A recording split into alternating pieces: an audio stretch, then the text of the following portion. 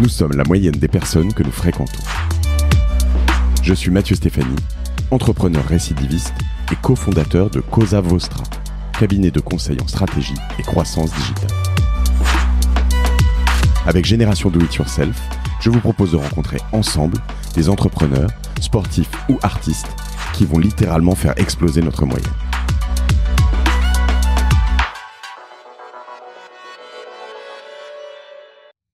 Bonjour, j'ai aujourd'hui un invité un peu spécial, différent des invités que j'ai pu avoir jusque maintenant parce que c'est un néo-entrepreneur, mais quelqu'un que vous connaissez pour d'autres activités. Bonjour Arnaud. Bonjour Mathieu, je suis Monsieur Mathieu. On avait ce débat, donc je suis avec Arnaud Montebourg donc j'essaye je suis dans le tutoiement, vous le savez tous depuis le début, mais c'est vrai que Arnaud me dit que comme on ne se connaît pas, c'est vrai que je connais un certain nombre de personnes, vous n'avez pas forcément le tutoiement très facile au début, donc on va commencer par un vous, tu, et on verra comment ça évolue. Et peut-être que je vais finir par vous tutoyer à la fin de l'entretien. Je l'espère bien. Arnaud, est-ce que je peux vous demander de vous présenter ? Eh bien, je m'appelle Arnaud Montebourg. Je suis né en 1962, j'ai donc 56 ans, dans la Nièvre. Mon grand-père paternel s'appelait Henri Montebourg. Il était boucher et charcutier à Autun, en Saône-et-Loire, département dont je suis devenu le député 40 ou 50 ans plus tard, et président du conseil général. Mon père était inspecteur des impôts, il n'est malheureusement plus de ce monde, et ma mère, que j'ai la chance d'avoir avec moi, était professeur d'espagnol, certifié d'espagnol. Voilà. J'ai été avocat pendant la première partie de ma vie, avocat au barreau de Paris, pendant 8 ans. J'ai ensuite été élu parlementaire pendant 15 ans. J'ai été ministre pendant 2 ans et demi à la tête de l'industrie et de l'économie française. Et depuis maintenant, 3 ans, j'ai créé 3 entreprises. 3 entreprises, des petites entreprises qui sont modestes, mais qui ont de l'ambition, l'un n'empêchant pas l'autre. Super, une belle présentation. Comment on passe donc de la Nièvre, de Clamecy, c'est ça? Alors déjà, c'est quoi le parcours de la Nièvre à Paris? J'ai grandi en Normandie moi-même, mais il doit y avoir un train ou une route. Mais je veux dire, au-delà de ça, comment vous êtes arrivé à devenir avocat? C'était quoi la vocation? C'était quelque chose de familial, c'était quelque chose de naturel, c'était une envie incroyable ou... En vérité, je suis un enfant du monde rural, puisque j'ai vécu pendant 20 ans, 19 ans, dans un village viticole. Mes grands-parents, où nous nous rendions en vacances, étaient dans la campagne reculée du Morvan. Je n'avais pas de lien avec une autre ville que Dijon, où j'ai fait ma première partie d'études supérieures. J'ai fait mes 2 premières années de droit à la faculté de Dijon. Donc à partir de 19 ans. Avant, le lycée, c'était vraiment le lycée de village. Le lycée était à Brochon, un village qui est limitrophe de Gevrey-Chambertin, sur la côte viticole de Nuits-Saint-Georges. Donc j'ai vécu là, c'est un peu la vie antérieure de Charles Baudelaire. C'est là que j'ai vécu, dans ces voluptés calmes, au milieu de l'azur, des vagues et des splendeurs. C'était mon monde à moi. Et comment fait-on le parcours? Moi, c'est parce que je réussissais à l'école et à la faculté que j'ai imaginé, et mes parents ont imaginé pour moi d'aller plus haut, d'aller plus loin. Et donc m'ont payé. J'avais la chance d'être enfant unique, donc je n'avais pas de frères et de sœurs qu'ils devaient prendre en charge. J'ai donc j'ai eu la chance qu'ils me payent mes études à Paris. Sinon, je pense que si j'avais eu des frères et sœurs, ils auraient eu plus de mal et je me serais débrouillé tout seul. Donc ça a été pour moi un parcours très difficile, parce que quand je suis arrivé à Paris en 1983, j'avais donc 21 ans. Je ne connaissais absolument personne. C'est-à-dire que je ne suis pas fils d'archevêque ou de bâtonnier. Donc, je me suis retrouvé à la faculté de Panthéon-Sorbonne en licence, à passer le concours d'entrée de Sciences Po. Et je ne connaissais personne. Sachant que c'est pas du tout naturel, pour avoir vu ce parcours de l'intérieur. Je veux dire, quand on est à l'extérieur de Dijon, déjà aller à Dijon, c'est une grande ville et c'est déjà impressionnant. 2 ans après se dire je vais à Paris. Pourquoi vous n'avez pas continué à Dijon? Parce que je voulais passer le concours de Sciences Po. D'accord. Et donc, avec la licence de Paris, et donc c'était dans cet objectif-là, qui a d'ailleurs parfaitement réussi, puisque j'ai eu Sciences Po. Avec une ambition déjà, c'était la politique ou... Non, ce n'était pas la politique, c'était le fait de réussir ce qu'on voulait faire, c'est-à-dire d'être en harmonie avec soi-même. Mes parents me disaient, tu dois avoir un métier, une situation, et elle doit être en rapport avec ce que tu as envie de faire. Donc, cherche-toi, et si possible, trouve-toi le plus vite possible. Donc le parcours d'excellence, plus que le... D'excellence, je n'exagère pas, je n'ai pas fait Henri IV, je n'ai pas fait l'ENA, je n'ai pas fait Normal Sup. Oui, mais... J'ai été un élève qui avait des résultats et qui avait de l'ambition et qui avait envie de voir grand pour lui-même, voilà. Et je ne sais pas si ça a fonctionné. Ce que je sais, c'est que j'ai été heureux dans les métiers que j'ai exercés successivement. Et c'est quand même ça qui compte. Pour mes enfants, par exemple, moi, je n'ai pas d'intérêt à ce qu'ils fassent des études forcément très poussées. Ce qui m'intéresse, c'est qu'ils soient heureux dans le métier qu'ils vont exercer. Et donc qu'ils le trouvent. Et ça, c'est peut-être la chose la plus précieuse et donc la plus difficile à acquérir. Vous voyez ce que je veux dire? Très bien, très bien. Hein, je suis tout à fait d'accord. Alors, après, qu'est-ce que je pourrais vous dire? Que le parcours d'un provincial arrivant à Paris pour ses études est extrêmement difficile, parce que moi, j'ai le souvenir de plusieurs mois, même années de solitude, mais je me suis accroché parce que j'avais l'impression de progresser. Surtout qu'il y a quand on arrive en milieu de parcours, quand il y a il y a souvent des intégrations, un certain nombre de choses. C'est moins facile quand on arrive après déjà 2 ans de fac, potentiellement. J'avais le sentiment, quand je suis arrivé à Sciences Po, d'être finalement un gueux avec les souliers crottés de la province, face à cette espèce d'enfants, tous ces enfants de la bourgeoisie parisienne, qui avaient tous réussi, qui avaient tous des noms. Moi, j'avais rien. Et d'ailleurs, je n'aimais pas ce monde. Parce qu'ils m'étaient...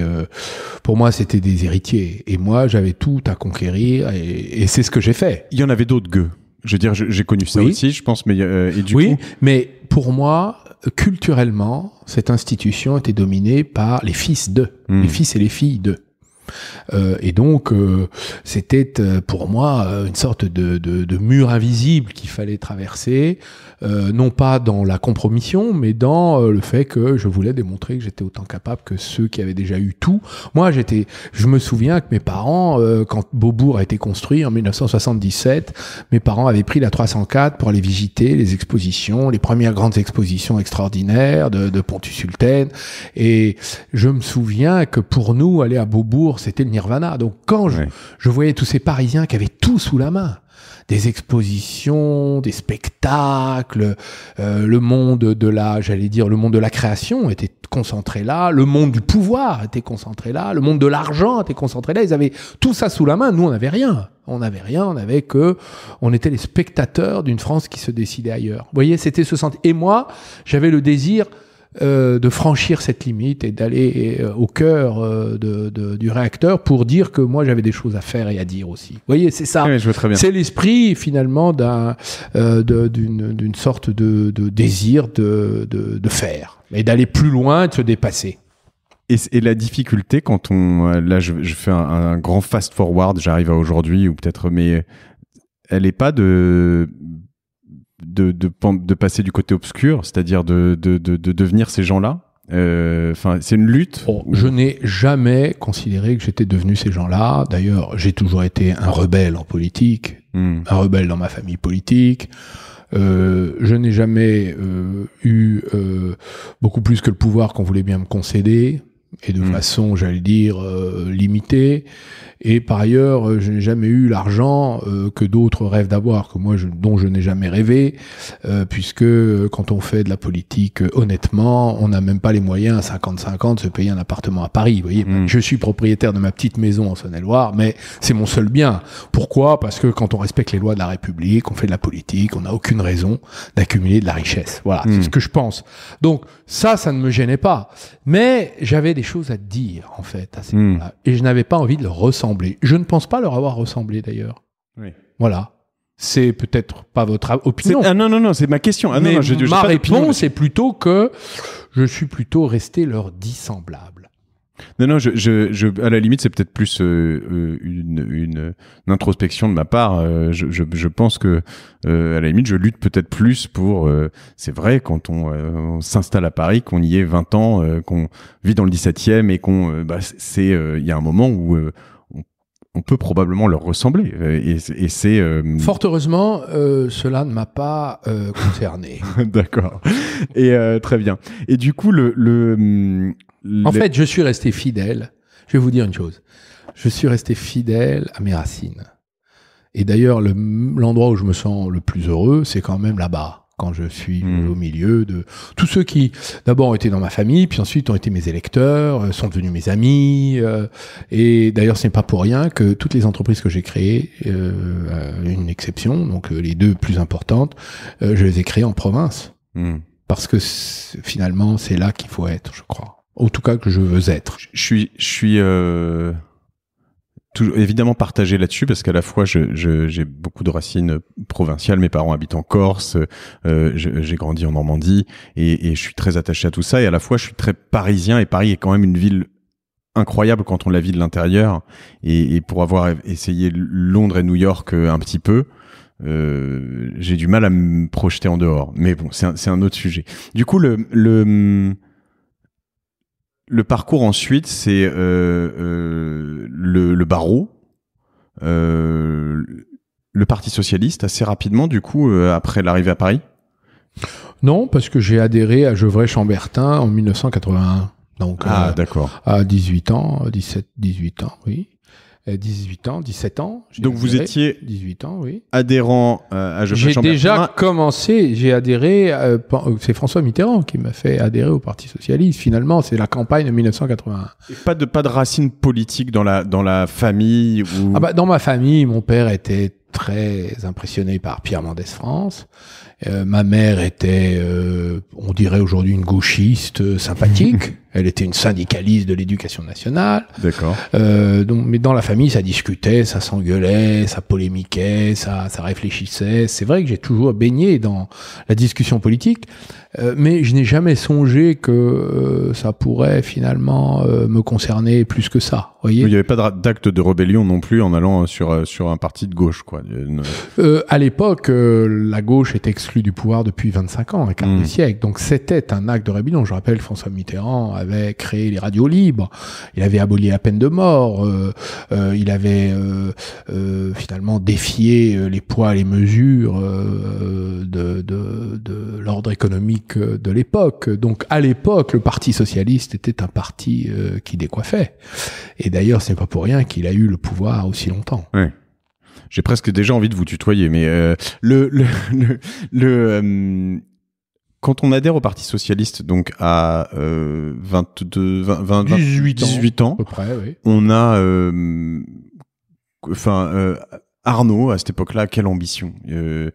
C'est juste se dire, je veux distribuer du flyer ou enfin. Écoutez, à l'époque, je me souviens que j'étais colleur d'affiches, c'est-à-dire que j'avais pris la 204 de mon père, mis mon chien loup et mon seau de colle, et je faisais les tableaux d'affichage du canton.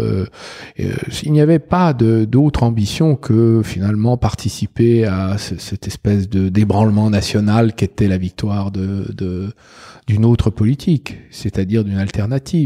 Moi, j'étais assez passionné par les idées, la manière de les exposer.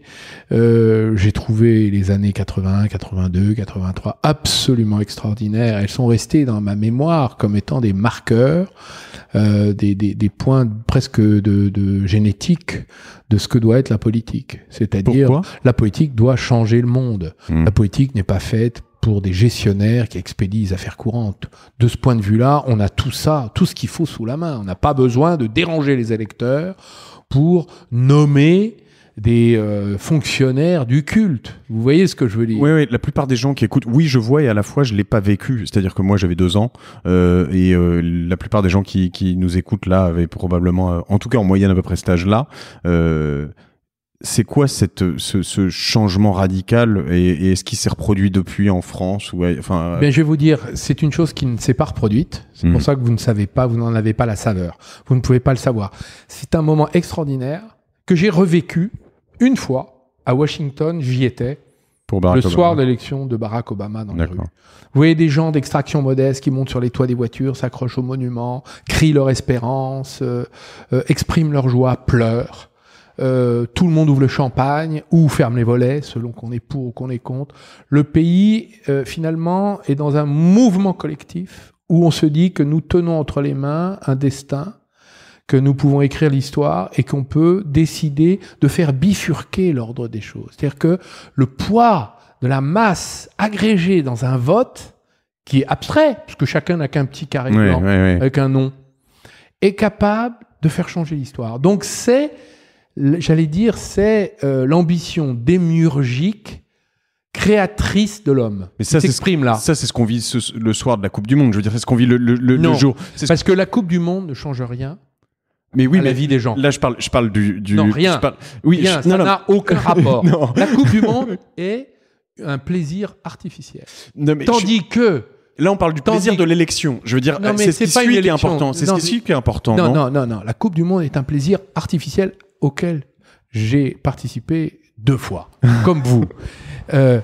La victoire politique d'idées en contradiction avec l'état des choses, c'est un moment extraordinaire qui n'a aucun rapport parce que chacun est une partie d'un tout qui va changer et dans lequel il se trouve concerné. Vous voyez ce que je veux dire ? Oui, je vois, mais ce que je veux dire là-dessus, c'est qu'au moment où on le fait, on ne sait pas s'il va vraiment changer. Il y a eu tellement de déceptions après des élections où on s'est dit ça va tout changer.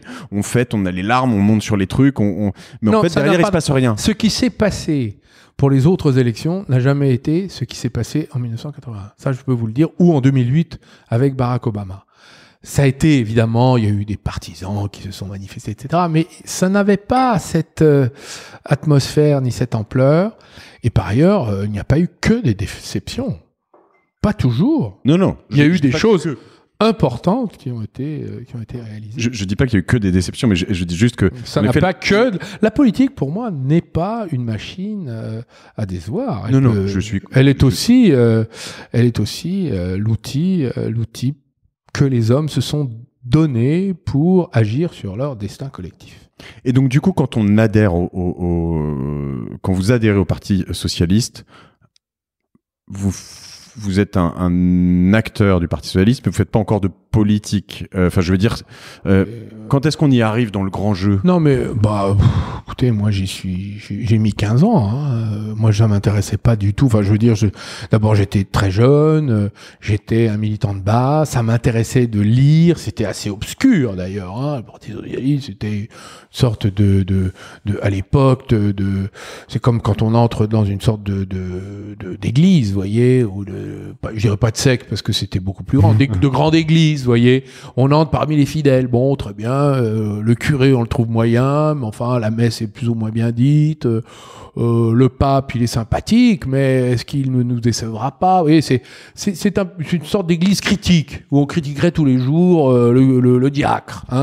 C'est ça un parti politique. Franchement, moi, je suis devenu député 16 ans après, 17 ans après. Donc, vous voyez que ça... 97, ouais. J'avais 35 ans, 35 ans, oui. 34 ans, 37, 35 ans. Pas encore 35 ans, 34 ans, voilà. Et du coup, là il y a ces années, donc on passe... moi, je suis devenu avocat, j'ai fait mon métier... j'ai défendu, comme je dis souvent, j'étais avocat spécialisé pénaliste. Donc j'ai défendu beaucoup d'innocents, bien sûr, mais aussi quelques coupables. D'accord. Vous voyez, il y avait pas de... et donc c'était en quelque sorte, c'était la beauté de ce métier, qui était un métier très difficile. J'ai appris chez mon maître de stage, auquel je rends régulièrement hommage, qui était maître Thierry Lévy, qui nous a quittés l'année dernière, et chez qui j'ai tout appris, à écrire, à convaincre, à me battre. À parler à convaincre. Oui. Plus que parler, convaincre. Émouvoir, faire comprendre, ébranler, vous voyez, oui. Le juge et le juré. Et ça a été un travail très difficile, sur moi-même. Donc moi, j'étais tout à mon apprentissage de mon métier. J'ai été un apprenti.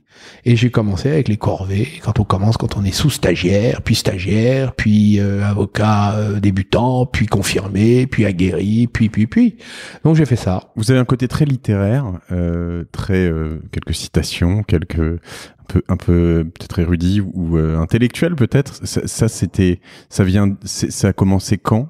Ça vient d'où? Écoutez, j'ai toujours aimé le pittoresque de la littérature, la puissance des discours et ce que pouvait éclairer dans l'esprit un homme qui pense à notre place. Hein. C'est formidable. Il y a des gens qui ont une pensée et qui nous aident à comprendre le monde. Donc moi, ça m'a toujours intéressé. Je me suis toujours cultivé dans ce sens et imprégné de tout ce que je pouvais. C'est un mode de vie. Ça sert quand on est avocat? Ça sert à vivre. Oui. Tout simplement, qu'on soit avocat ou qu'on exerce toute autre sorte de métier. Je pense que même un métier manuel, il s'exerce avec la tête et avec la sensibilité. Toujours. Hein, et donc, je dirais que ça sert à vivre. Très bien. Et donc vous avez été pénaliste. Pénaliste, c'est un métier à part chez les avocats quand même. C'est le métier le plus difficile parce qu'il consiste à être en situation d'infériorité. Les gens sont généralement condamnés par avance, donc vous devez remonter une pente qui n'est pas remontable. Donc c'est là, les déceptions, elles existent. Je peux vous dire, on s'en prend sur la tête.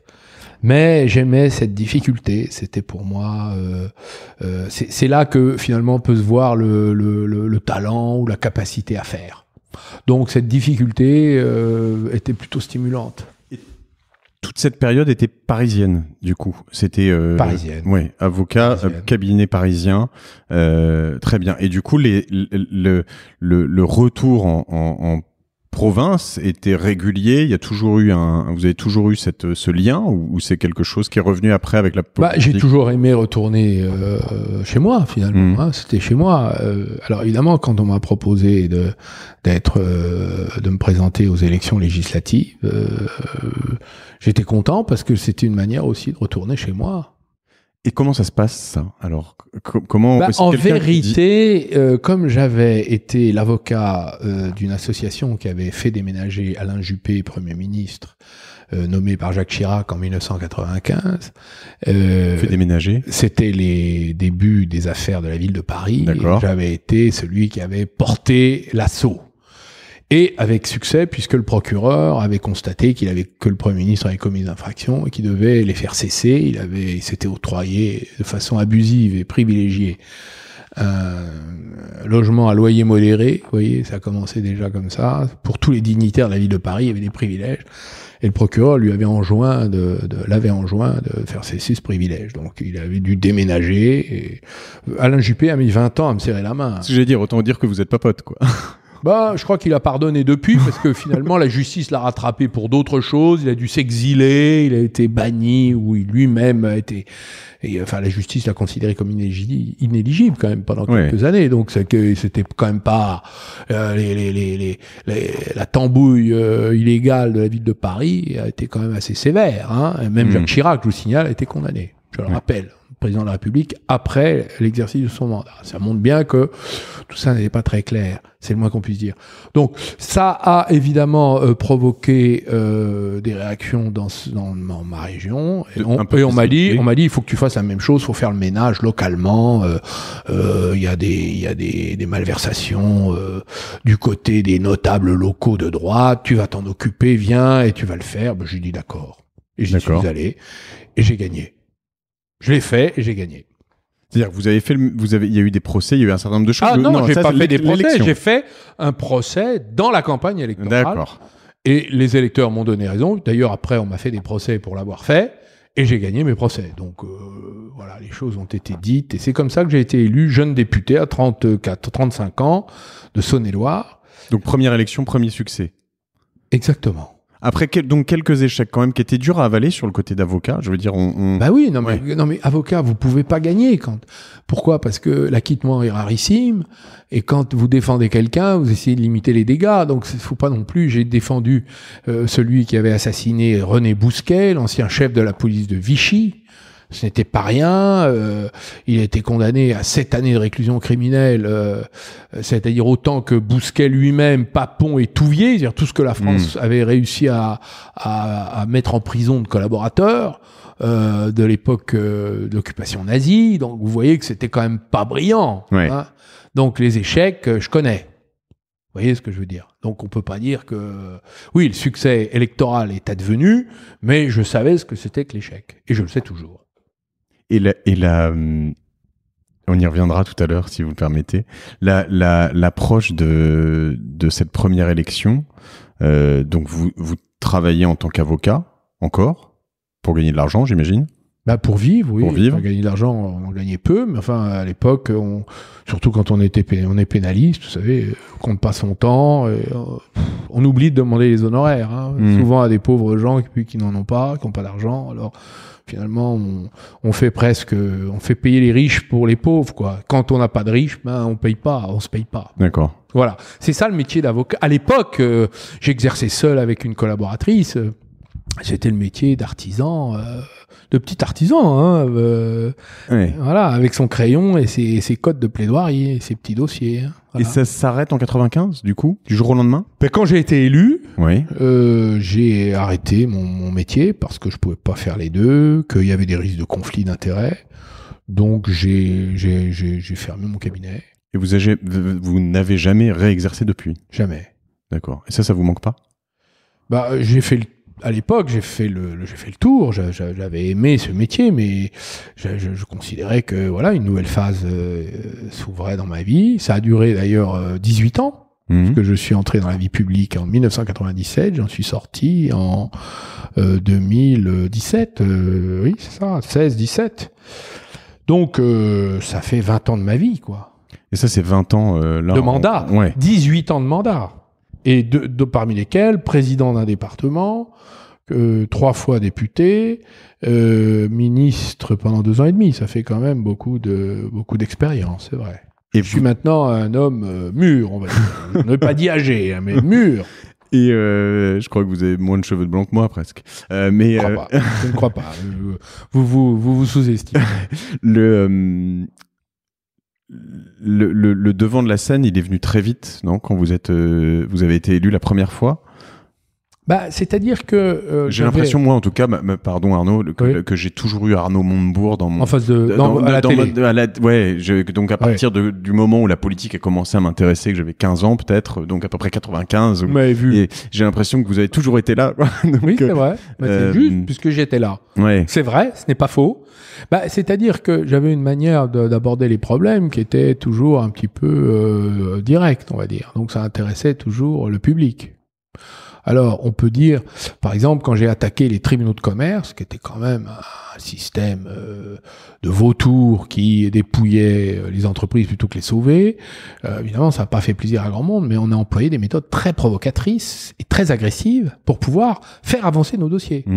Même chose quand on a attaqué les paradis fiscaux. On était pionniers à l'époque. J'ai fait ça avec Vincent Payon. On était les 2 jeunes les bébés Jospin. Je me souviens très bien de l'association. Il y avait Carl Zéro qui envoyait, comment s'appelait-il non, pas Carl Zéro, enfin un journaliste de Canal+, qui nous suivait. C'était une odyssée exceptionnelle dans tous les paradis fiscaux européens. Mais ça a fait bouger les choses. À l'époque, le Premier ministre du Luxembourg, M. Juncker, avait dit il faut que ces shérifs, procureurs, parlementaires nous laisse travailler, rentre en France.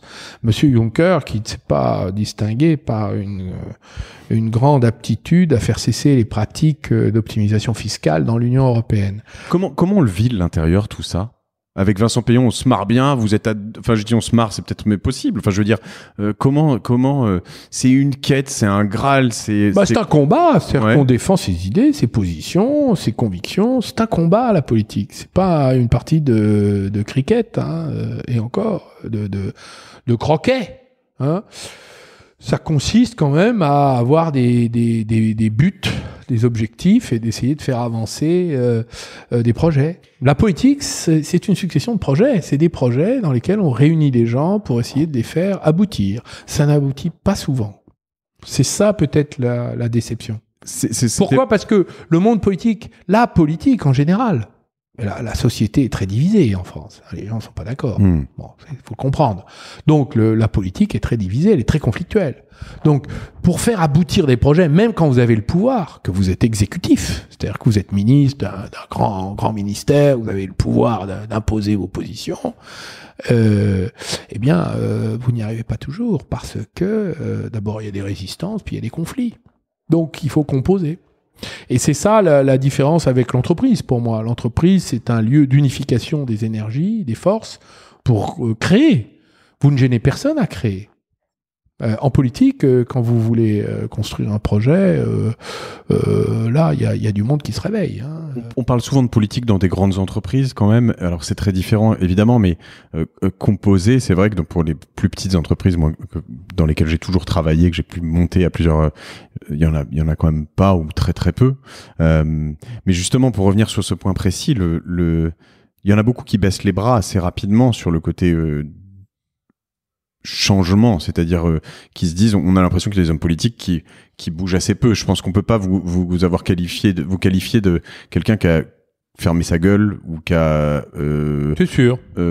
C'est sûr. Et donc toujours essayer d'être dans le mouvement, dans le changement. C'est pour ça aussi que je me posais la question, est-ce que vous marrez ou parce qu'il y a un côté un peu combattant dans le dur, quoi. Alors que on peut voir, je vais pas citer de nom, mais des gens où on a l'impression qu'ils sont depuis toujours en politique et que c'est une sorte de baronnie, une inertie assez.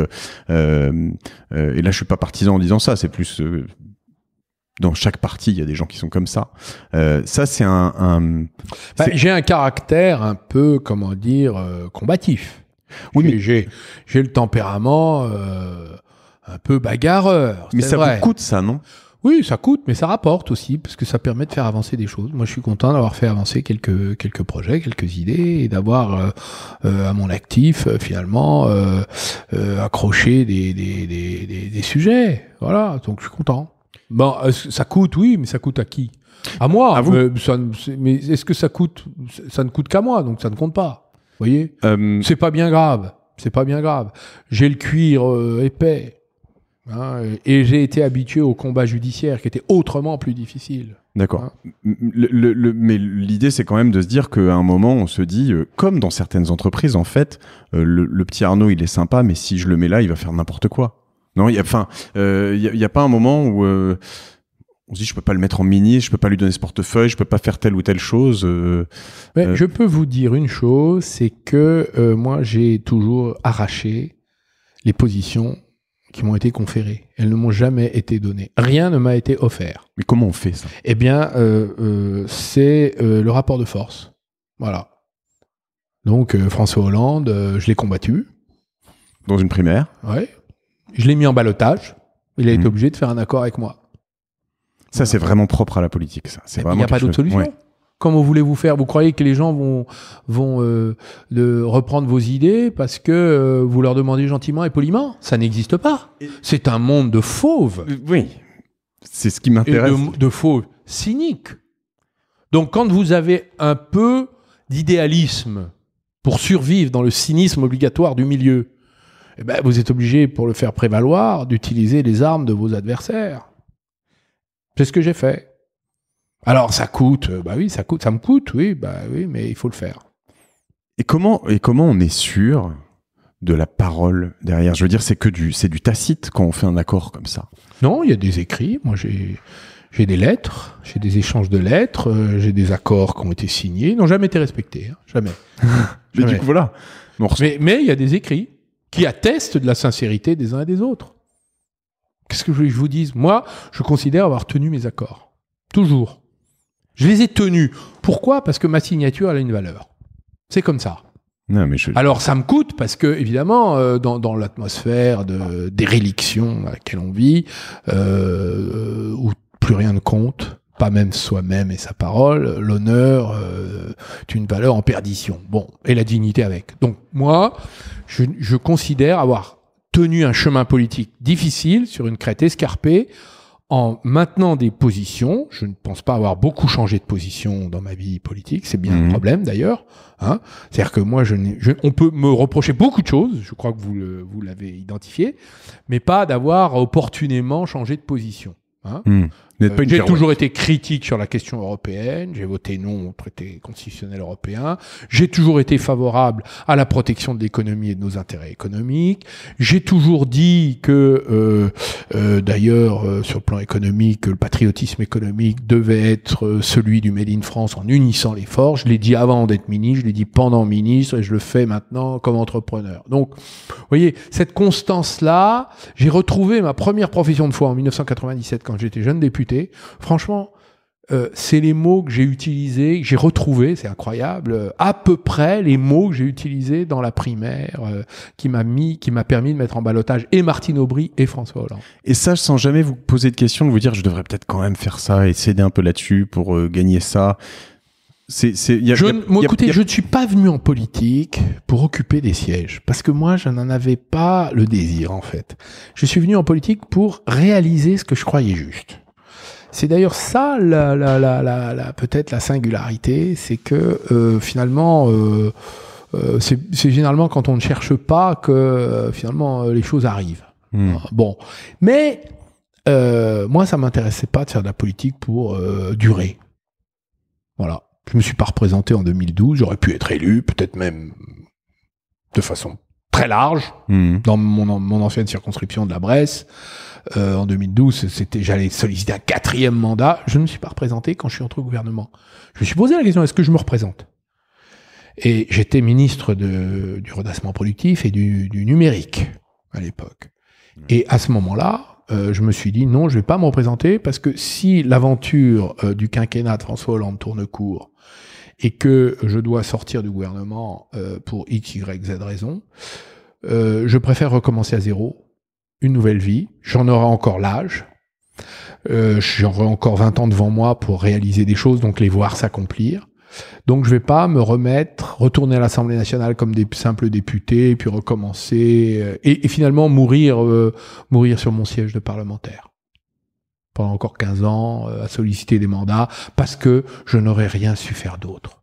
J'ai toujours dit, c'est pas grave, ça s'arrête. Si ça s'arrête, ça doit s'arrêter. Et c'est très bien, donc je préfère me mettre en danger. Donc quand j'ai quitté le gouvernement, j'ai fait une chose, je suis allé me former à l'INSEAD. Oui, voilà. À Fontainebleau. Oui, c'était absolument passionnant. C'était un an ? Un MBA, c'est ça ou c'était... Non, c'était l'Advanced Management Program. D'accord. C'est-à-dire AMP. Pour des aspirants CIO ou des CIO qui ont été évincés, qui cherchent à rebondir. Voilà, c'était exactement des gens qui ont entre 40 et 50 ans et qui étaient à peu près dans ma situation de reconversion professionnelle. Et on n'est pas dans cette sorte d'antre du capitalisme exacerbé ou quoi, non ? Ce sont des dirigeants d'entreprise, mais ils ont leurs opinions personnelles. Oui. Ils n'adhèrent pas forcément au système économique. D'accord. Non, mais quand on vient de... Quand on est soi-même un citoyen, quand on va voter, on n'adhère pas forcément au système politique dans lequel on participe. C'est pareil dans les entreprises. Dans les entreprises, vous avez toutes sortes d'opinions. Donc, ce sont des managers, des dirigeants. D'ailleurs, le directeur du programme, quand il nous a accueillis, on était 59, il y avait 24 nationalités, 34 secteurs, on était 4 Français seulement, et 4 du secteur public. Donc il devait y avoir le patron australien des parcs naturels en Australie, ce qui est un truc énorme. Il y avait un numéro 4 de la Banque mondiale qui était du Zimbabwe. Il y avait je crois, il y avait la numéro 2 ou 3 des aéroports de Thaïlande. Et puis moi, ancien ministre de l'économie français. Bon, c'était intéressant. Et le patron nous a dit, écoutez, vous avez, à vous tous, là, les 59, vous avez 1000 années d'expérience accumulés. Donc, vous allez vous enseigner les uns aux autres.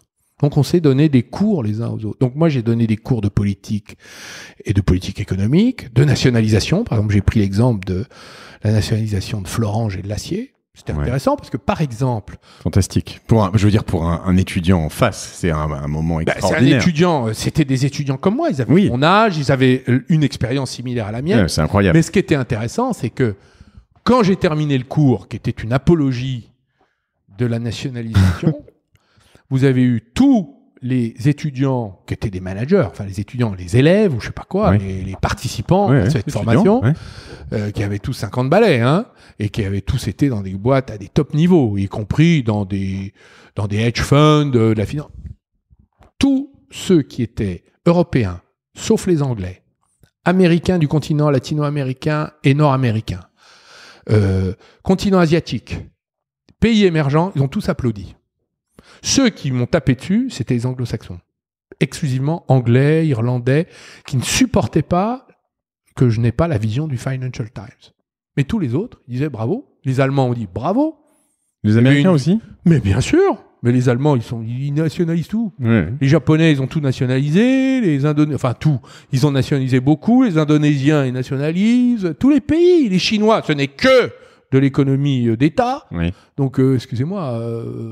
Donc, j'avais pas tapé à côté. Donc, c'était pour vous dire que dans ce temple que vous supposez être celui du capitalisme, en fait, c'était le temple d'intervention de l'État. C'est intéressant, non ? Avant de prolonger là-dessus, je voudrais juste revenir sur un point sur la politique, parce que le rapport de force dont vous avez parlé tout à l'heure, qui m'intéressait vraiment, et voir ce que vous en avez fait après. Mais ça commence dès le début, dès 95, quand on est élu, c'est quelque chose qui a été c'est à tous les étages de la politique. D'abord, on apprend le rapport de force quand on est dans des professions de combat. Moi, j'ai porté la robe, j'ai mené des combats. Et quand on mène un combat, on a des adversaires, on a des alliés, et on a des objectifs. Voilà. Donc moi, je savais faire. J'ai appris ça dans mon métier. Et durement, hein. Je l'ai appris durement, et à mon détriment. Hein. Ouais. Donc après, c'est pas le même champ, mais on mène des combats. Donc on cherche des alliés, on a des adversaires, on essaie de les gagner. Voilà. Donc j'ai fait ça. Mais c'est vrai qu'il y en a, on a l'impression qu'il y en a qui sont... alors c'est vraiment une vue de l'extérieur du monde politique, mais qui sont vraiment, je dirais, un Mélenchon, un Montebourg, il y en a pas mal qui sont vraiment toujours dans le clash, on a l'impression vraiment dans quelque chose d'assez fort. Et puis finalement, on parlait de Juppé tout à l'heure, ou on en voit d'autres qui ont l'air beaucoup plus smooth, beaucoup plus... C'est juste d'accord, chacun a son tempérament, mais enfin, on a des combats très utiles et très constructifs, et des combats qui sont unifiants et unificateurs. Donc je vois pas où est le problème. Non, mais il n'y a pas de problème. Je voudrais juste comprendre qu'est-ce qui se passe dans le back-office, quoi. Comment on s'appelle entre des choses, comment on s'engueule, comment on traite, comment c'est comme de la négo commerciale. Oui, c'est ça. C'est de la discussion. Hein. C'est de la discussion. On discute. On ne fait pas que se confronter. La confrontation, elle est utile. Elle permet de voir clair. D'ailleurs, heureusement qu'il y a des polarisations, parce que si tout était ressemblant, je me demande comment on ferait pour choisir. Et c'est quoi, du coup, s'il y en avait une à retirer de toutes ces années, votre plus grand rapport de force, votre plus grand combat, votre plus grande victoire? Le plus grand combat, c'était celui que j'ai mené, mais que je n'ai pas gagné, celui de la 6e République. Je pense qu'on a un vrai problème dans le fonctionnement de notre démocratie, qui est totalement autoritaire et absurde. On peut pas confier à un seul homme, quel qu'il soit. C'est pas une question de choisir un tel ou un tel et de préférer un tel ou un tel. C'est un problème qui est lié au fait que un homme ne peut pas décider de tout dans un pays de notre taille et de notre puissance. Ça c'était le combat de la 2e primaire, c'est ça ? C'était le combat de ma vie politique. J'ai commencé dès que j'ai été élu au début. Hein. Ouais. Bon, donc c'est toujours été. Le combat que j'ai gagné, finalement, dans les têtes, c'est le Made in France. Et qui est unificateur. Donc ça suppose de s'engueuler, c'est vrai, avec des grandes entreprises qui délocalisent, qui ne font pas travailler les PME du territoire, de taper sur les banques qui refusent de financer des entreprises parce qu'elles leur font prendre trop de risques, parce qu'elles ne croient pas elles-mêmes dans le Made in France, de faire le rapport de force sur les distributeurs, les grands épiciers des temps modernes qui sont incapables de mettre du tricolore dans leur linéaire. Ouais, c'est ça, le travail du Made in France. C'est un combat, c'est une bataille. J'ai même écrit un petit livre qui s'appelle « La bataille du Made in France ». C'était comme la bataille du rail, en fait. Tout le monde doit s'y mettre. Oui. Les Français, où qu'ils soient, le consommateur qui lit les étiquettes et qui achète français, qui vote avec sa carte bleue, pas qu'avec son bulletin de vote tous les 5 ans aux élections générales, mais tous les, toutes les 10 minutes quand il va faire des achats, enfin tous les jours.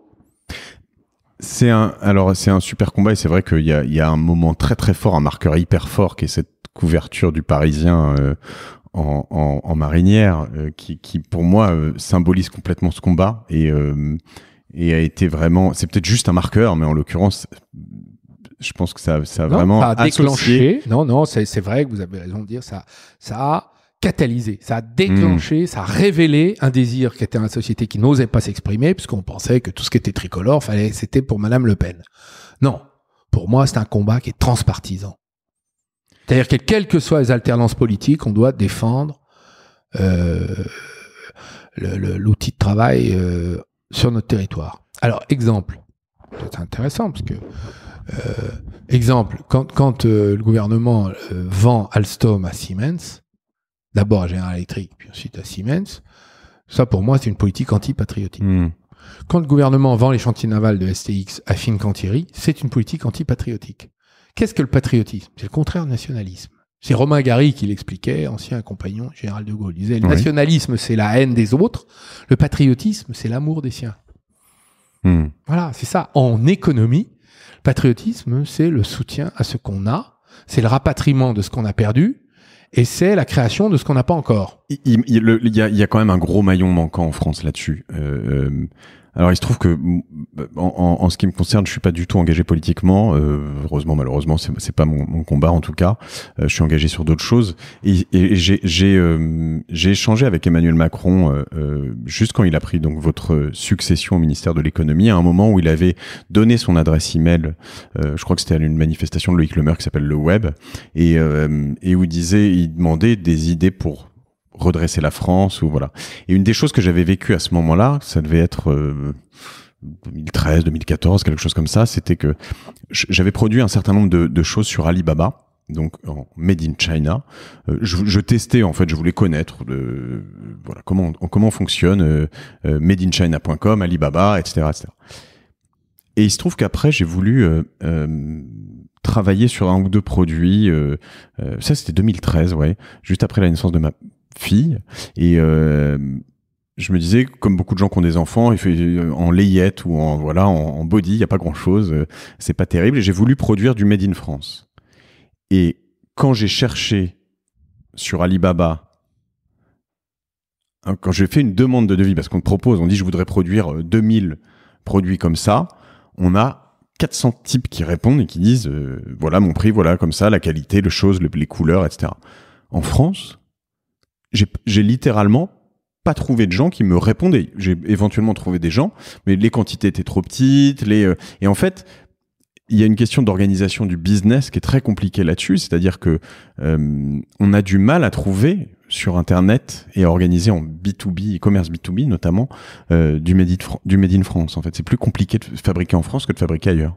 Ben, écoutez, ça change d'abord parce que vous avez de plus en plus d'usines qui se remettent à travailler en France, y compris dans les secteurs textiles, chaussures, tous ces biens qui ont été arasés par la mondialisation, la domination asiatique. Voilà, tout ça a délocalisé, mais finalement, il y a un regain. C'est-à-dire qu'on retrouve les savoir-faire, les métiers.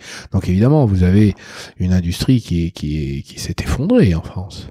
Hein, on est dans les 5 premières puissances européennes, Allemagne, Italie, Espagne, Angleterre, France. On est les derniers maintenant en part d'industrie de la richesse nationale globale. On est à 11 ou 12%. Les Allemands sont à 23, les Italiens à 19, les Anglais à 15, les Espagnols à 16. Sachant qu'on l'avait bien maintenu au début des années 2000 et puis ça s'est effondré. Mais vous savez pourquoi? Parce que quand on a des entreprises en difficulté, en France, il faut tout fermer. On ferme tout.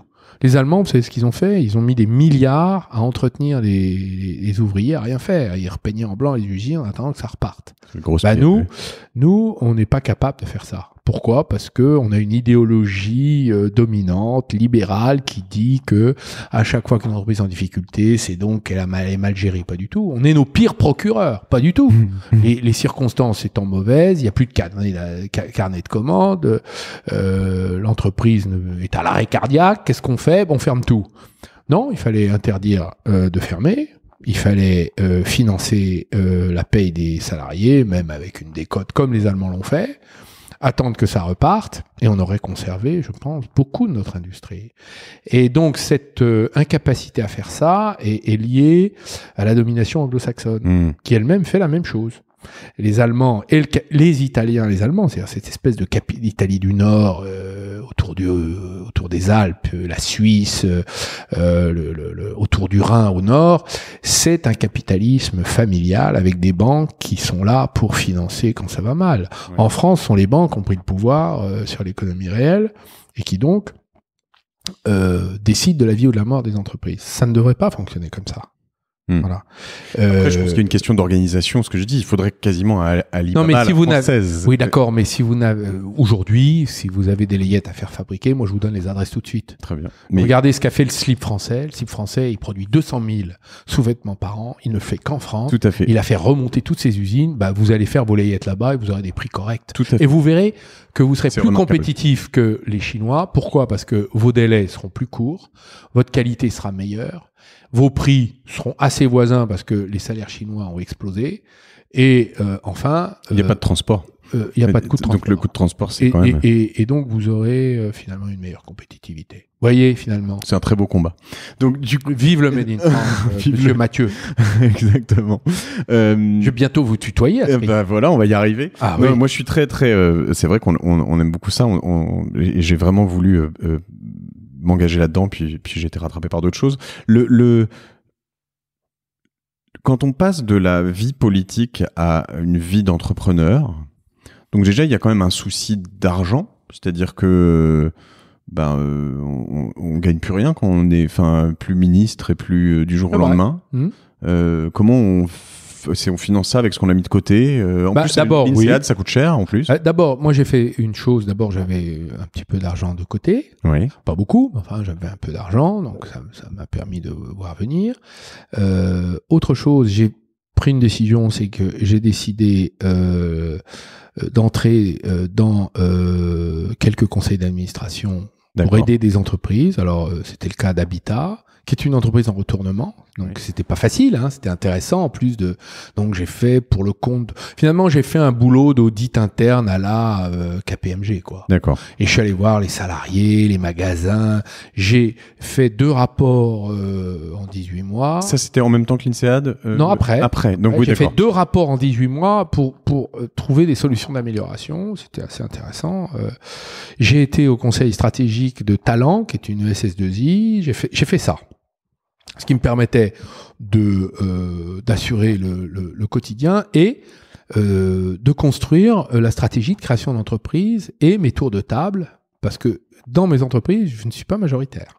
D'accord. C'est-à-dire qu'en fait, moi, ça ne m'intéresse pas d'avoir 100% de l'entreprise. Je retiens finalement les leçons de Jean-Baptiste Rudel, je crois, le créateur de Criteo, qui lui-même avait dit n'hésitez pas à ouvrir votre capital parce que mieux vaut une entreprise prospère et croissante qui a beaucoup plus de cash pour avancer et dont vous aurez finalement les résultats plus favorables pour vous que de contrôler une entreprise trop petite qui ne peut pas se développer. Bon, donc moi j'ai pas de problème de leadership, donc j'ai assumé le leadership, j'aurais dit je vais le porter, j'ai un projet, donc j'ai trouvé des investisseurs à mes côtés, j'ai trouvé des hommes de métier. En fait, ce que je fais, je mets des investisseurs et des hommes et des femmes de métier dans le secteur dans lequel je veux entrer. Donc par exemple, on plante des amandiers dans le sud de la France. On s'est mis avec des spécialistes, donc l'INRA est entré à notre capital, il y a 10% du capital, des hommes de métier et des investisseurs qui participent à l'amorçage et au développement de l'entreprise. Même chose, quand on a créé Bleu Blanc Ruche, je me suis mis avec 2 apiculteurs aguerris. Bleu Blanc Ruche, c'est de l'apiculture, du production de miel en France. Hein. C'est le Made in France du miel. Oui. Le miel garanti Made in France. Et c'était un autre de vos combats. C'est un miel engagé, c'est un miel de combat, là encore, parce qu'il se bat pour le repeuplement des abeilles en France. C'est-à-dire qu'en contrepartie de quelques dizaines de centimes que le consommateur paye sur le pot de miel, donc c'est quelque chose qui est indolore et symbolique. En contrepartie, nous on paye à l'apiculteur 5 à 18% de plus que le prix du marché le miel qu'on lui achète et qu'on distribue. On respecte le travail de l'apiculteur, on le rémunère mieux, et en contrepartie, il augmente le nombre de ruches chez lui. Donc il a un plan de repeuplement. Et on signe des contrats avec ces apiculteurs de repeupleurs, en fait. Ils repeuplent, nous repeuplons, et le consommateur repeuple avec nous. Donc c'est le miel de repeuplement, c'est pour ça qu'on l'appelle bleu blanc ruche, parce qu'on crée des ruches, et que c'est un miel qui concerne des apiculteurs dont le nom figure sur le pot. C'est-à-dire qu'il n'est pas mélangé, n'est pas trafiqué, il est tracé, et il est d'origine France garantie. C'est le label du Made in France. Un vrai entrepreneur qui porte son entreprise par le bout du bras. Et du coup, vous êtes opérationnel sur plusieurs entreprises en même temps. Je suis opérationnel sur cette entreprise Bleu Blanc Ruche. D'accord. Le CEO, le patron. Enfin, voilà. Je suis opérationnel sur l'entreprise qui crée toutes les entreprises, c'est-à-dire les équipes du Made in France. Donc sur chaque projet, on crée des équipes. D'accord. Donc une sorte de start-up studio. Voilà. Oh, un peu plus. C'est à la fois un incubateur, un leveur de fonds, un pilote, un gestionnaire des entreprises. Cette entreprise a elle-même levé des fonds ? Elle est en train. D'accord. Elle est en train d'enlever. Et donc, c'est tout ça. Ça crée 3 entreprises au bout d'1 an, même pas. On les a toutes créées en 18, sauf la première en 17, 16. Fin 16, donc presque 17. Et en fait, c'est 7 emplois créés. Bon, c'est modeste. Mais pour une première année, on est assez content. On a une approche de Startup Studio ici chez Cosa Vostra. On a créé pas mal de boîtes. Mais je vais jusqu'à piloter les entreprises. C'est-à-dire que ce que j'incube, finalement, je le finance et je le dirige. C'est mieux. Il y a un moment où on est obligé de les laisser vivre par elles-mêmes, puisque si elles grossissent... Au bout d'un moment... Alors, parfois, je choisis de n'être que le président et il y a un directeur général opérationnel, mais enfin, c'est un président très actif. C'est pas un président qui inaugure les chrysanthèmes. En politique. Voilà. Et ça, c'est il doit y avoir quand même un petit côté flippant quand on est investisseur, qu'on se met à côté d'Arnaud Montebourg. C'est-à-dire qu'il y a un côté un peu, je me dis, il y a un côté un peu tête de gondole, c'est-à-dire vous êtes visible et vous le restez, notamment parce que vous avez une grande gueule aussi, toujours. Mais justement, cette grande gueule et ce côté très engagé, ça doit pas forcément être toujours évident. Alors écoutez, c'est pas à moi de le dire, mais je vais quand même vous le dire. C'est pas du tout ce qui s'est passé. C'est-à-dire qu'en fait, les propositions d'investissement affluent sur les résultats, évidemment, les premiers résultats. Et donc, c'est pas du tout ce qui se passe. J'ai vu notamment un Ulule sur Bleu Blanc Ruche, j'ai vu un certain nombre, donc c'est des petites choses. On entre dans la grande distribution, au bout de 2 mois de lancement de marque, c'est quand même pas mal. Ouais, c'est fantastique. Donc non, c'est pas ce qui se passe. C'est-à-dire qu'en fait, au contraire, le Made in France est devenu un emblème et un désir, y compris chez les investisseurs, qui cherchent des opportunités d'investissement. Il y a beaucoup moins de projets que d'argent à investir. Donc, évidemment, ils viennent nous voir. Oui, puis il y a des côtés aussi assez écologiques dans tout ça. Il y a quand même un côté de reportement de examen. C'est le locavore, tout ça. Le consommateur soutient et approuve. Et alors, tout ça, c'est donc une nouvelle vie, la nouvelle vie d'Arnaud Montebourg, la 3e vie professionnelle. C'est ma 3e vie, en effet. Les 2 premières vous manquent pas? Écoutez, la politique, c'est pas un truc quand même super grisant. Il y a pas un moment. Écoutez, c'est peut-être, je sais pas d'où vous tenez que c'est grisant, parce que c'est une question. Franchement, si vous mettez bout à bout les déceptions, l'idéal englouti, les comportements peu vertueux, les insultes de l'opinion publique, les réseaux sociaux, qui est la poubelle quand même de la poubelle tous les jours. La presse people qui veut savoir avec qui vous couchez.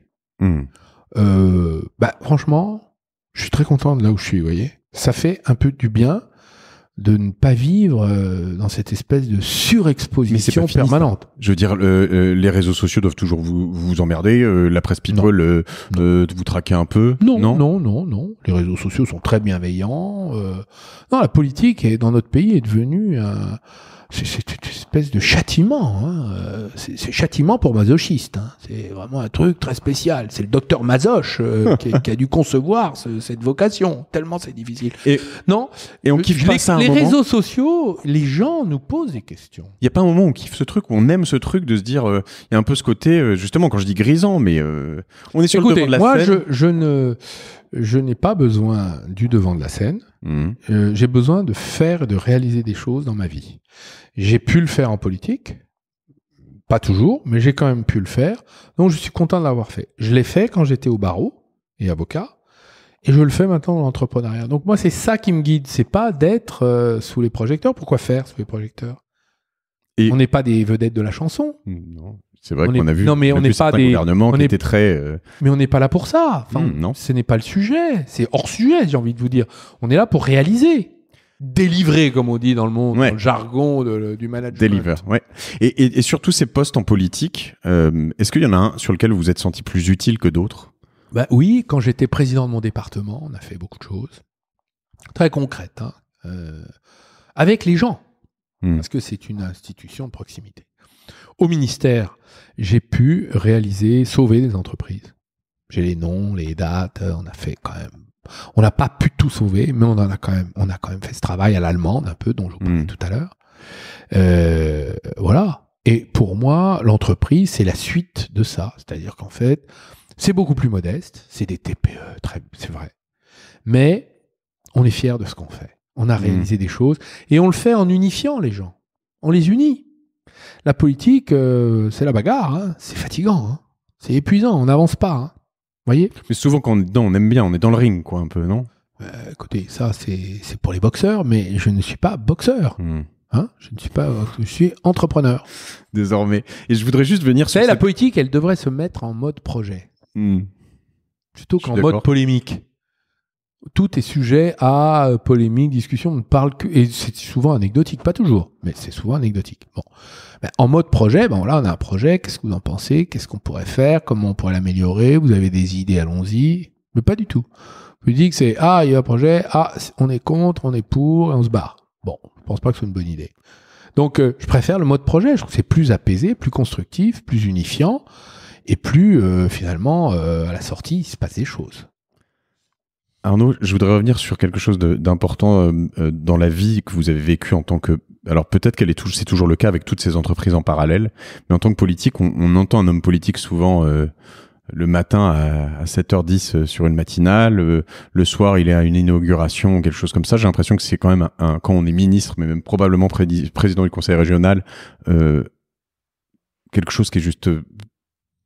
H24, enfin vraiment permanent, 7 jours sur 7, etc. Comment on s'organise dans tout ça ? Comment on garde un cadre de vie sain ? Comment qu'on fait ? À quelle heure on se lève ? Comment on fait du sport ? Comment on garde un peu Écoutez, c'est difficile d'abord parce que on se couche tard, on se lève tôt et on est, si vous voulez, chaque mot compte à tout moment de la journée. Vous avez même des rendez-vous de très haut niveau qui se succèdent.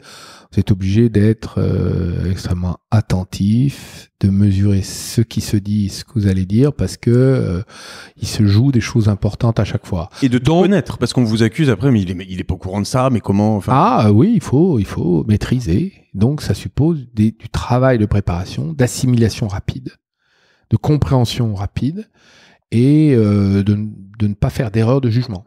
Donc c'est difficile. Et c'est de haut niveau tout le temps. Et comment on y arrive ?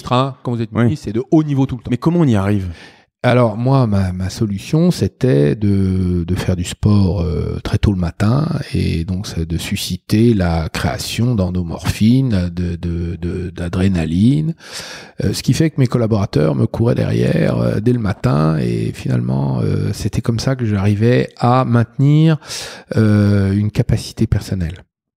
Donc je faisais des pompes le matin. Enfin, c'était une discipline. J'avais un entraîneur qui venait toutes les semaines pour me discipliner. C'est une discipline physique. D'accord. Mentale et physique, donc physique pour être mental. Et le manque de sommeil n'est pas un problème pour moi, parce que avec 5-6 heures, je me débrouille très bien. Mais ça suppose d'avoir une capacité de rapidité dans l'exécution des tâches, dans la compréhension de ce qui se passe et de la prise de décision. Voilà. Donc ça suppose, c'est vrai, de tenir le rythme, surtout dans des grands ministères où vous n'avez pas de temps mort. Il n'y a pas de temps mort. C'est très rare. Je m'accordais de temps en temps des micro-siestes entre 2 rendez-vous de 5 minutes, 10 minutes. Il y a encore de la lecture, il y a encore du cinéma, il y a encore il n'y a plus rien de tout ça. Moi, je m'occupais de mes enfants le week-end et une soirée par semaine, donc je maintenais ça. Ils étaient petits encore et je les ai vus comme ça grandir. Je m'octroyais du repos régulièrement, il le faut. C'est nécessaire. Et les week-ends, malheureusement, je les occupais à rattraper mon retard du travail de la semaine. Donc, vous avez l'huissier qui vous amène le samedi matin le chariot avec 1 mètre d'épaisseur de notes en retard. Et le travail consiste généralement le samedi matin et le dimanche matin à les lire avec à lecture rapide, mettre des annotations pour donner la réponse du ministre et avancer comme ça. Puis après, vous avez, alors là, il y a 4 chariots de parapheurs pour signer les lettres à la terre entière. Donc ça, c'est les corvées, mais il faut le faire. Parce que les notes, elles vous permettent de comprendre. Donc il faut vous concentrer sur ce travail de pensée déjà consommé par vos collaborateurs ou votre administration. Et comment ça marche? Plus on en a, plus on imprime, plus on mémorise, plus on en a, moins on mémorise. Donc, en fait, on sélectionne les sujets. On demande parfois à des collaborateurs de les lire et de vous les expliquer en 1 minute. L'équipe est hyper importante là-dessus. Donc, si vous n'avez pas de collaborateurs qui ne savent pas ce que vous pensez, avec qui vous entendez, vous n'arrivez pas à des résultats. Parce que votre capacité individuelle ne permet pas toujours de tout maîtriser. Donc vous avez besoin d'avoir un directeur de cabinet, des adjoints, des conseillers qui sont en phase avec vous. Donc moi je faisais beaucoup de réunions. Je faisais la réunion du lundi matin à 8h où je les faisais parler les uns après les autres. Là, je les connaissais, je voyais ce qu'ils pensaient. Où chacun me donnait, je prenais 1 heure à faire le tour de mes 40 collaborateurs. Je leur demandais des explications, où ils en étaient, quels étaient les sujets sur lesquels permettaient de comprendre les sujets en avance. Personne. Oui, ça se passe bien. Chacun a 1 minute, 2 minutes, et ça se passerait bien. Et chacun connaît la discipline. Et du coup, en 2 minutes, je sais ce qui se passe sur tel sujet, par exemple dans le secteur d'acier, puisque c'était l'industrie, où on en est sur le dossier PSA Aulnay. Que se passe-t-il sur l'entreprise en difficulté là-bas? Où en sommes-nous sur les plans industriels de la chimie verte? Que se passe-t-il avec dans les relations avec le budget sur la loi de finances? Comment l'administration, etc. Mais ça, c'est grisant. C'est ce que je disais tout à l'heure. Je veux dire, pas grisant. Enfin, il y a un moment. C'est juste passionnant. Oui. Mais épuisant. Donc, vous pouvez pas faire ça. Ça n'est pas normal de faire ça tout le temps.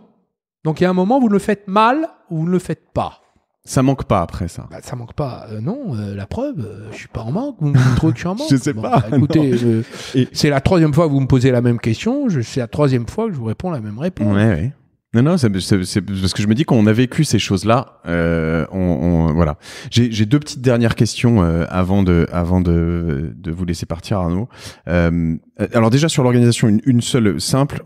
J'ai lu quelque part qu'il y avait une règle chez les hommes politiques, hommes et femmes politiques, des 22h20, où en gros, quand on avait un événement, on devait partir. Il y avait certains 1 heure précise, 22h20, pour être couché à 11h et puis pouvoir lire des choses, faire des choses. Il y a des choses comme ça, c'est des règles. Non. Non, moi je n'avais pas ce genre de règle. Ça dépendait. Si c'est ennuyeux, je m'en vais. Mais je m'en vais pas à 22h20, je m'en vais à 20h35. Non, ça n'a pas de sens. Non, on a des charges, il y a des représentations qu'il faut assumer. Puis on a aussi des dîners de boulot tout à fait passionnants. Voilà, on invite un grand chef d'entreprise, il vous raconte la vie de son entreprise, où il en est, les projets qu'il veut faire, comment nous on peut travailler ensemble. Enfin, il y a plein de choses à faire, vous savez. Politique, c'est des projets. Donc, c'est des projets démultipliés par le pouvoir que vous pouvez mettre à les exécuter, en quelque sorte.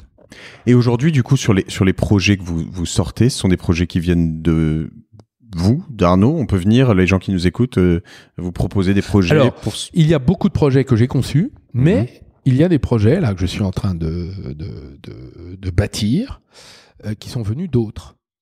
Comment on fait ? Mais je m'associe avec eux. Comment on fait pour vous les soumettre alors, si les gens qui nous écoutent ont des idées? Ils m'écrivent 26 avenue de l'Opéra. Ou ils peuvent m'écrire et je forwarderai de toute façon, voilà. Éventuellement, d'accord. Les équipes du Made in France, 26 avenue de l'Opéra, Paris 1er. D'accord, il faudra qu'on fasse une adresse email, 26 avenue de Alors, l'Opéra. AM, arrobase, à Montebourg, minuscule tout attaché, AMONTEBOURG.fr. Évidemment. J'ai acheté mon nom. On va pas avoir le point on com. entend celui-là. Hein. Bon, ni le point com, ni le point U. D'accord. Voilà. Et j'ai une toute dernière question, Arnaud. Si vous aviez l'occasion de voir Arnaud quand il arrive à Paris, le premier jour, là, il débarque, et de lui dire quelque chose, lui donner un conseil, ce serait lequel ? Reste toi-même. Je lui dirais ça, puisque c'est moi-même. Et vous l'avez exécuté, ce conseil, je pense, non ? Plutôt, ouais. C'est ce qui fait que je suis très heureux dans ce que je fais, c'est que je pense pouvoir me retourner sur moi-même en me disant tout cela a été respectueux de ce que je suis, c'est ce que je voudrais pour mes enfants, c'est ce que je leur enseigne. C'est bien de vouloir ça pour ses enfants. Merci beaucoup Arnaud Montebourg. Merci, cher Mathieu. J'espère te revoir. Eh ben ok, moi aussi. On se Merci. serre la main. À tous, je vous remercie pour tout ce temps d'écoute et puis n'hésitez pas à voter pour Génération Do It Yourself sur iTunes et puis à partager cet épisode s'il vous a plu et puis à écouter ceux d'avant, ceux d'après et à mettre de bons commentaires. À très bientôt sur Génération Do It Yourself. Merci Arnaud.